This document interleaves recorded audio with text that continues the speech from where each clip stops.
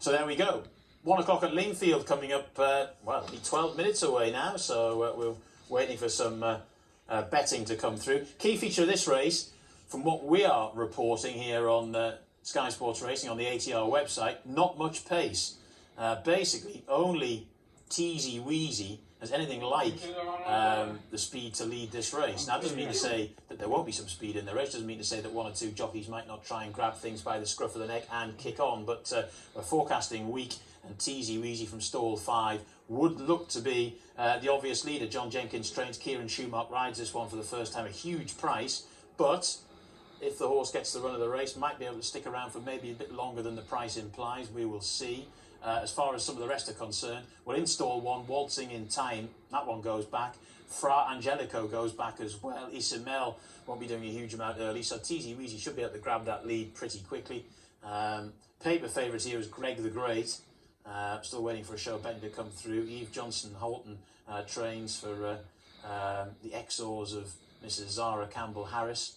George Downing aboard with 9 stone 11 to carry. Was on the drift a little bit in the recent betting exchanges. You can see an idea of the betting there from the exchange market on the shop. But as we hand back to Matt, who's in the parade ring now ahead of this first race there at Lingfield, Matt.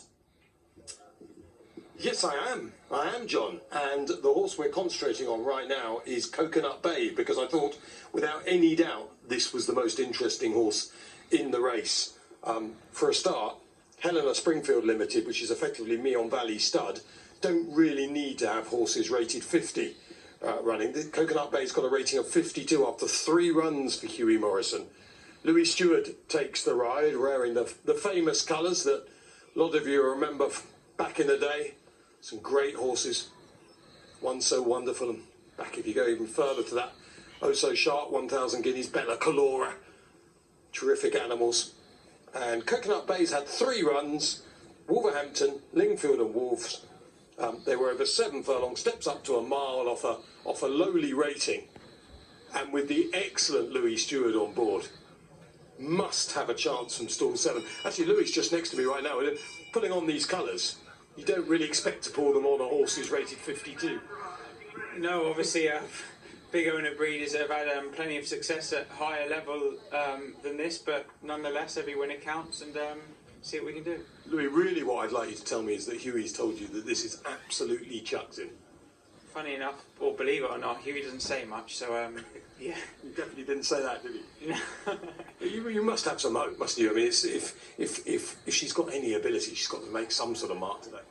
Yeah, of course. I mean, the race at Wolverhampton, she ran in last time. The winner was rated 91, so I guess it was a fair enough novice. So, I mean, she's got a mark that looks workable, so we'll keep our fingers crossed, Matt. Of course, with Racing League, you're in the southern team, and you need to impress the captain of that team. Indeed, just on my picture for you, actually, I said, look, as angry as possible, and don't smile, which is something you don't do. No, because I am the captain of that team, so go out and do your best here and show me what you can do. I'm really pleased Louis is in the team, actually, because I think he is a talent. Obviously, he struggles a little bit with the weight side of things, being a very tall jockey. So that is Coconut Bay, was just really the horse I wanted to concentrate on. As John has already said, tactically, this is a bit of a mess, this race. We don't really know. It's a bit like the Coral Eclipse, but at a much lower level. We don't really know who's going to go on in front. Maybe it'll be Louis Stewart, although I'd be surprised with such a lightly raced horse. But the runners are just leaving the paddock. Let's have a look at 1 or 2 just as they leave. There's number 6. That's the grey, isn't it? This will be Teasyweasy, trained by John Jenkins, who, of course, people forget back in the day, John Jenkins had terrific hurdlers. Always like to remind people of that. What was it? Beat the Retreat. 1 or 2 people will remember. It was a really good hurdler back in the day. He had 1 or 2 others as well that Johnny Frankham used to get on.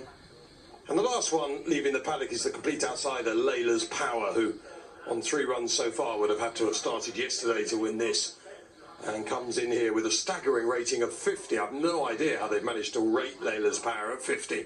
Could have been 0 judged on the 3 runs so far, but hopefully we'll do a little bit better in time. So we're nearly set. Race number 1, the Coconut. Without doubt the most interesting horse, but the most interesting horse doesn't always win.